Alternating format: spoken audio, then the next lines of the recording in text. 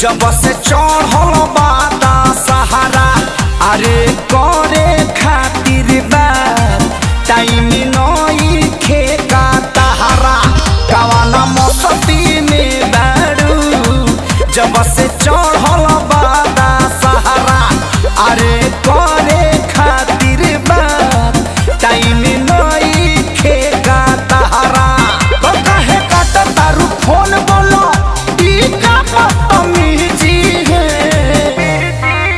9 दिन का बारात लगता क्या आपको इजी है। ए पिया राउर पगली नवरात और भर बीची है।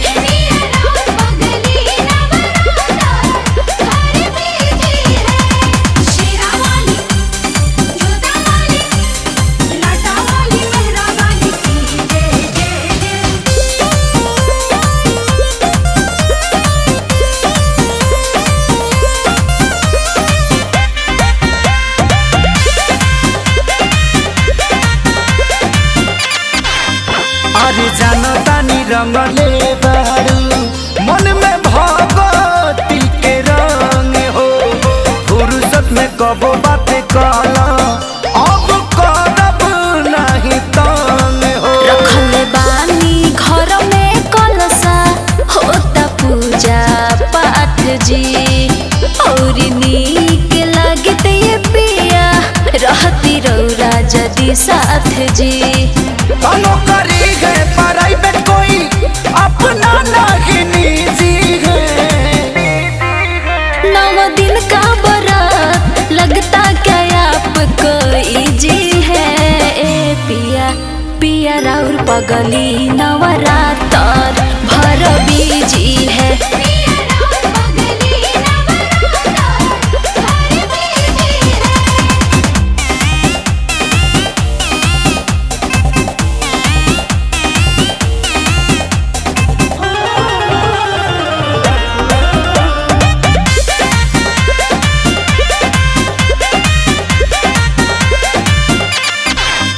अरे पूजा के नियम हम कुछ जाने न विशेष हो अरे हाथ बढ़ाई है पूजा में विवेक यार से हो।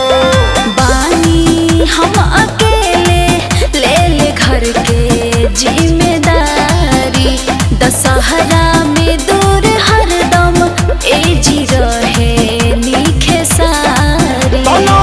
भर बुलाल तहार नहीं हर में भतीजी है। 9 दिन का बारात लगता क्या आपको इजी है।